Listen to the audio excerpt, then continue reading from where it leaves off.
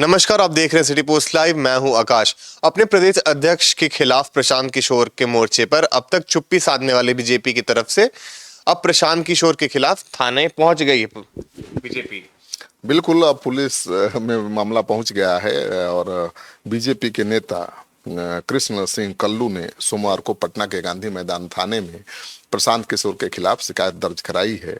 और उन्होंने कहा है कि प्रशांत किशोर उनकी पार्टी को बदनाम करना चाहते हैं, उनकी पार्टी के नेता के खिलाफ अनाप शनाप बयान दे रहे हैं। तो प्रशांत किशोर ने डिप्टी सीएम सम्राट चौधरी के खिलाफ बयान दिया है अभी हाल में, और कहा है कि वो 7वीं पास नहीं है, 7वीं फेल है।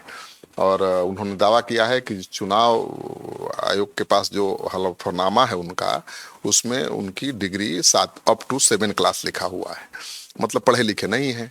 तो अब तक तो तेजस्वी यादव पर ही प्रशांत किशोर निशाना साध रहे थे पढ़ाई लिखाई को लेकर, अब बीजेपी के सबसे बड़े चेहरे सम्राट चौधरी पर निशाना साध रहे हैं। अब इसके पहले वो बीजेपी के प्रदेश अध्यक्ष दिलीप जायसवाल के खिलाफ मोर्चा खोल चुके हैं। तो अब पार्टी पहुंच गई है थाने, शिकायत कर दी है, अब देखिए क्या होगा। मेरा सवाल है कि प्रदेश अध्यक्ष के खिलाफ जो मोर्चा खोला है उन्होंने प्रतिक्रिया क्यों नहीं दी अभी तक?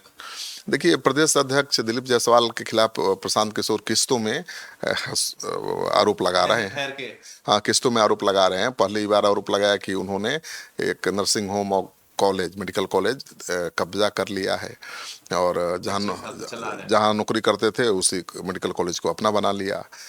उसमें भी वो साजिश का आरोप लगा रहे हैं। दूसरा आरोप उन्होंने लगाया कि एक अति पिछड़ा समाज के युवा की हत्या के दोषी हैं वो, उनके खिलाफ अभी भी केस दर्ज है, और परिजन दर दर की ठोकर खा रहे हैं न्याय के लिए, पुलिस न्याय नहीं कर रही है। उन्होंने यहाँ तक कह दिया कि भाई दिलीप जायसवाल पर जो परिजन आरोप लगा रहे हैं वो सही है, क्योंकि उस मामले की जांच करने वाले उस समय के तत्कालीन एसपी ने उसका लाभ लिया दिलीप जायसवाल को मदद करने का, उनको बचाने के लिए, और अपनी बीवी का डिग्री ले लिया, मेडिकल का डिग्री ले लिया उनके कॉलेज से। जो केस का आईओ था वहीं सिक्योरिटी ऑफिसर बन गया उसी कॉलेज में। तो वो प्रमाण दे रहे हैं, वो आरोप लगा रहे हैं। और जो जिस सारे तथ्यों के साथ बिल्कुल, जिस लड़के की हत्या हो गई थी उसकी माता और बहन को लेकर पटना में प्रेस कॉन्फ्रेंस किया था, और उन्होंने आरोप लगाया था कि उन्हें प्रताड़ित किया जा रहा है, पुलिस ने साथ नहीं दिया, न्याय नहीं मिल रहा है। तो दिलीप जायसवाल पर तो बहुत हमलावर है वो, और दिलीप जायसवाल की तरफ से कोई सफाई नहीं आई है। उन्होंने कोई प्रेस कॉन्फ्रेंस नहीं किया, प्रशांत किशोर को पलटवार नहीं किया। तो सवाल उठ रहे हैं कि भाई बीजेपी का कोई नेता नहीं बोल रहा है प्रशांत किशोर पर, बीजेपी के प्रदेश अध्यक्ष के पक्ष में कोई नहीं आ रहा है सामने, क्या कारण है? अब तो प्रशांत किशोर तीसरी किस्त जारी करने की तैयारी कर रहे हैं। ऐसे में अब उनके खिलाफ केस हो गया है गांधी मैदान थाने में। अब ये सवाल उठता है कि भाई दिलीप जायसवाल जी की सहमति से केस हुआ है, या खुद कार्यकर्ता ने अपने मन से करा दिया? सम्राट चौधरी के इशारे पर केस हुआ है कि खुद कार्यकर्ता ने आहत होकर केस दर्ज करा दिया? तो सम्राट चौधरी ने तो कोई प्रतिक्रिया अभी तक दी नहीं है, और प्रशांत किशोर के खिलाफ वो ज़्यादा बोलते भी नहीं है। लेकिन केस जब थाने पहुंच गया है तो सवाल उठ रहे हैं। अब सवाल ये उठता है कि दिलीप जायसवाल को अगर प्रतिक्रिया देनी होती तो खुद देते, और प्रेस कॉन्फ्रेंस करके पलटवार करते, लेकिन उन्होंने आज तक ऐसा नहीं किया। सम्राट चौधरी भी कर सकते थे पलटवार, लेकिन सीधे उन्होंने भी नहीं किया। अब कार्यकर्ता और पार्टी का नेता पहुंच गया थाने, तो सवाल उठ रहा है कि प्रशांत किशोर के आरोपों में कितना दम है कि बीजेपी उनके खिलाफ बोल नहीं पा रही है। तो आए दिन तो प्रशांत किशोर पे एफआईआर होते रहता था, एक और एफआईआर हो जाएगा तो क्या उनका बदल जाएगा? प्रशांत किशोर के खिलाफ एफआईआर हो गया तो इसका मतलब ये थोड़े है कि वो जेल चले जाएंगे। हाँ, अब एफआईआर तो राजनीति जो करता है उसके खिलाफ होता ही रहता है। प्रशांत किशोर तो कोई अपराधी है नहीं, लेकिन उनके तेवर तो बहुत तल्ख हैं बीजेपी को लेकर, और बीजेपी पर लगातार हमला कर रहे हैं। अगर ये साबित हो जाता है कि भाई वो गलत आरोप लगा रहे हैं, आरोप में उनका दम नहीं है, तब तो बात आगे बढ़ सकती है। लेकिन आरोप में अगर दम होगा तो क्या होने वाला है उनके खिलाफ?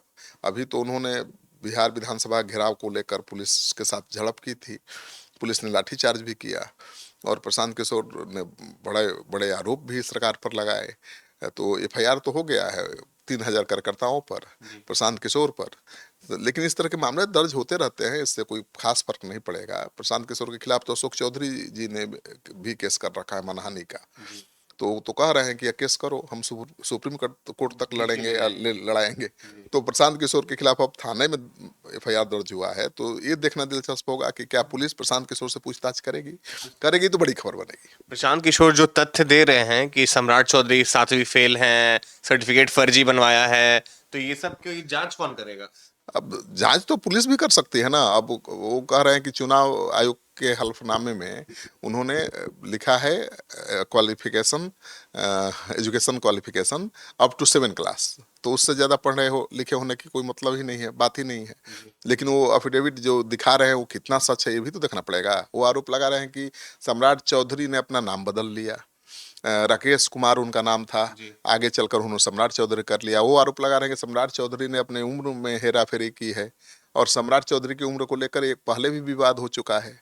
कहा जाता है कि लालू जी के राज में लालू जी ने उनको कम उम्र में मंत्री बना दिया था। मंत्री होने के लिए 25 साल का होना जरूरी है, लेकिन उससे कम उम्र में उनको मंत्री बना दिया गया था, तो उसको लेकर भी विवाद हुआ था। और प्रशांत किशोर वही गड़े मुर्दे उखाड़ रहे हैं।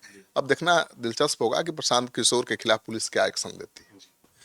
तो आप सुन रहे थे वरिष्ठ पत्रकार श्रीकांत प्रत्युष को। अगर आपको ये खबर अच्छी लगे तो अपनी राय कमेंट बॉक्स में छोड़ना बिल्कुल ना भूलें। धन्यवाद।